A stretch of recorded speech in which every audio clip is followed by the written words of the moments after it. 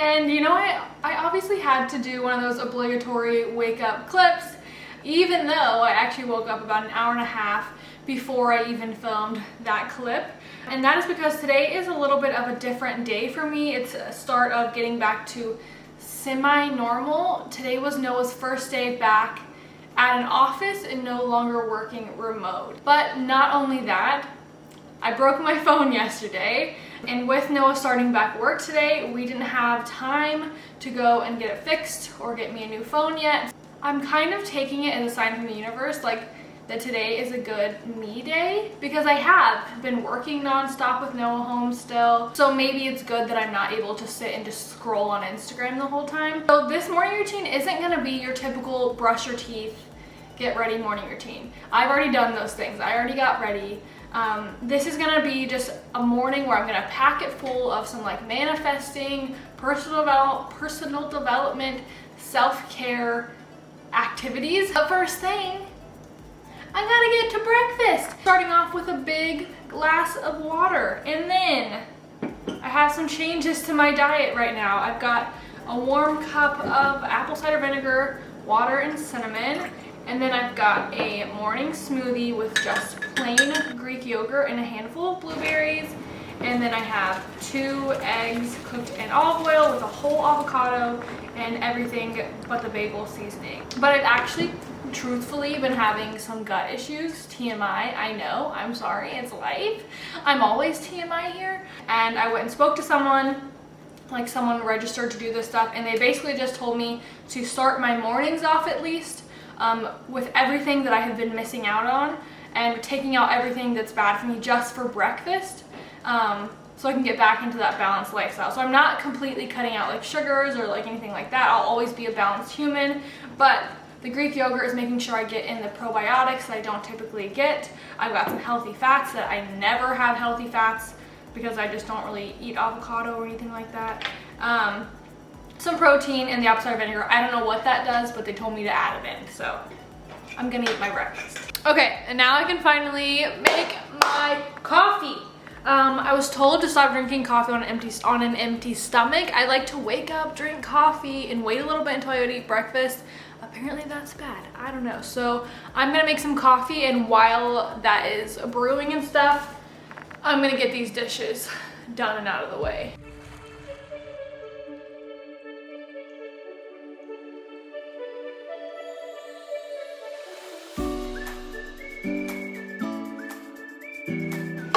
One scoop of collagen,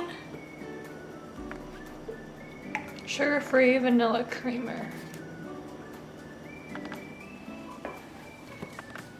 Come on, Scoob. I see ya. Come sit. I'm not gonna lie, it is so weird not having a phone to pick up. I've even picked up my broken phone a few times this morning, and I'm like, oh wait, it doesn't work. So I am gonna read for a little bit, and I guess I'm just not gonna give myself any sort of timeline or like, you know, of how long I can do this. I'm just gonna read until my coffee's gone or until I just want to stop reading. This is Women Who Run with the Wolves: Myths and Stories of the Wild Woman Archetype. I'm telling you, every single female watching this video, you need to buy this book. I'll also link this down below. It will change your life. It is hard to get into at first because she uses such big language, and I've been reading this for a long time. I typically will read one chapter, and then I will put the book away and I'll read something else. And then I'll read another chapter, and then I'll put the book away, because each chapter has so much information and so much wisdom and really gives you so much insight. Even on the back, Maya Angelou did a little quote of the book saying, "I'm grateful to women who run with the wolves, and to Dr. Clarissa Pinkola Estes, the author of the book. The work shows the reader how glorious it is to be daring, to be caring, and to be women. Within every woman, there lives a powerful force, filled with good instincts, passionate creativity, and ageless knowing. She is the wild woman who represents the instinctual nature of women, but she is an endangered species." One of the things this book explains is, like, from a psychological standpoint or psychology standpoint, that how we are trained to be based on like fairy tales and things that we watched growing up in like media. And it explains how through fairy tales like Disney, and I love Disney princesses, we all did, there's nothing wrong with that, but how it kind of, without us knowing, constructed us to think that the good way to be is Cinderella, for example, or Snow White, the naive, overly nice, perfectly put together, sweet female that gets walked all over by everyone until they get rescued by a man. I talked about this even in my toxic positivity video. There are people that make you feel as if you have to be perfect all the time. You can't have emotions, and usually it's because those people themselves are struggling with their own emotions. But this chapter was explaining how instead of seeing your emotions as bad, something I've mentioned before, can you learn to love what you consider to be the worst parts of yourself? Can you learn to cherish what society has told you is wrong? Like your intuition, getting angry sometimes, fighting back with things, because she was explaining if Cinderella got a little angrier when people treated her badly, if Cinderella put her foot down and said, no, I'm gonna do what I want, like that's what we should be looking up to. This makes me really want to learn to trust myself, to trust my own gut and my own heart and my own head. And I want to know, are you someone who's into intuition and stuff? And if so, maybe I can make some videos where we learn it together. That could be really fun. So I'm trying to do mindful coffee drinking, which I really like. If you're someone who is wanting to be more mindful and more present, like with meditation, this is a cool trick. It's just when I drink my coffee, instead of thinking about anything, just when I'm sipping it, I literally look at my coffee to the point that everything in the background gets a little blurred out because I'm focusing just on the cup. I look at the different parts of the cup, and then I sit and think about what the coffee tastes like in my mouth every single sip. Obviously in my mouth. Okay, that's weird. And I do that for the whole cup, one small cup, and it's weird because this small cup seems so much more meaningful, the small cup of coffee, versus the 2 cups a day I was having, or 2 large cups of coffee I was having. So try it. I do think it's put me in a more present space. Is you naturally have this ability to really heal people. And so if you have a few friends in your life, whenever they seem to be going through problems, I feel like they really like to turn to you to really talk about things and vent things, and they somehow always feel very comfortable telling you things. You're very calming, and you have a very healing energy, and they just feel better being around you. So I paused to check my email, and then I got sidetracked with a Gym Goddess video on YouTube. Love her channel. So I have mentioned this book before, Dear Universe, but it is a perfect way to combine meditation and manifestation. I just think this is such a wonderful book. My friend Deborah recommended it to me, and it makes me want to meditate every single day, which is awesome. So the page that I went to today is all about shame.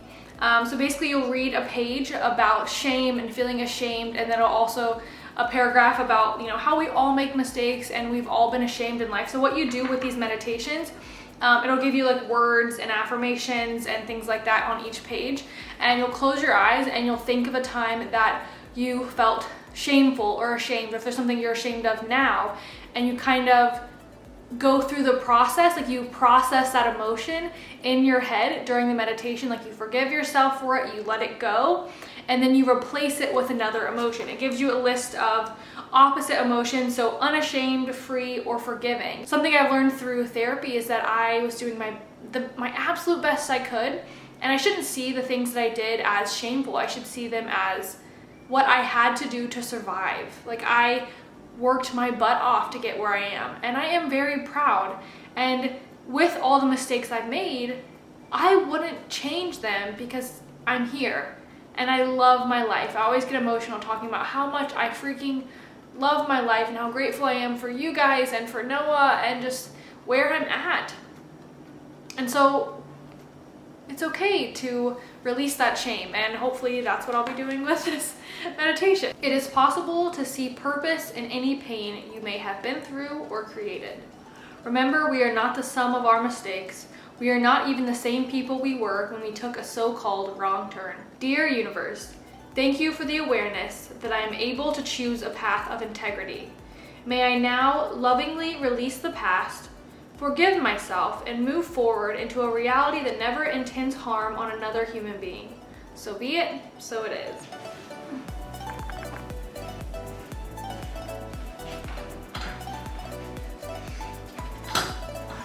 I want to do a little bit of journaling. This is something that I know is good for me, but I always get out of the habit of it. I'll do it for a week or two, and then I'll forget, and then I'll do it for a week or two, and I'll forget. A good thing is my therapist does give me a weekly journaling assignment, but that's just one journaling assignment, and I do want to get in the habit of doing it like a few times a week. I know some people journal every single morning, and they say it has changed their lives, so it does inspire me to do it more frequently, but I've got to not only be inspired, but take inspired action and actually do it.